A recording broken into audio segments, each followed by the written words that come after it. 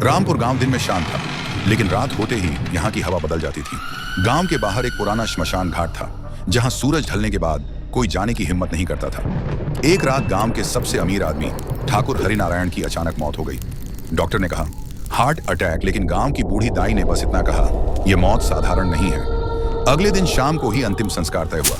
शव यात्रा जैसे जैसे श्मशान की ओर बढ़ी, वैसे वैसे हवा ठंडी और भारी होती चली गई।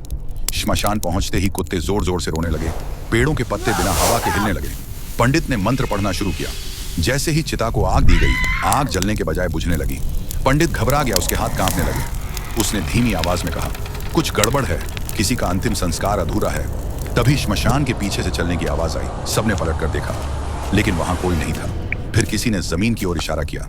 गीले पैरों के निशान दिखाई दे रहे थे, जो सीधा चिता की ओर बढ़ रहे थे। एक आदमी डरते हुए बोला, ये पैरों के निशान किसी मरे हुए इंसान के हैं। अचानक चिता पर रखा शव हल्का सा हिल गया। उसी पल श्मशान की सारी आग बुझ गई। पूरा इलाका अंधेरे में डूब गया। सन्नाटा छा गया और फिर अंधेरे में हंसने की आवाज गूंजी। एक भारी डरावनी आवाज आई, मेरा अंतिम संस्कार पूरा नहीं हुआ। लोग डर के मारे भागने लगे, कोई पीछे मुड़कर देखने की हिम्मत नहीं कर पाया। पंडित वहीं खड़ा रह गया। उसने कांपती आवाज में कहा, ठाकुर ने एक गरीब की जमीन हड़प ली थी। उस आदमी की मौत बिना अंतिम संस्कार के हो गई थी। आज वही आत्मा न्याय मांगने आई है। तभी श्मशान के बीच एक काली परछाई उभरी।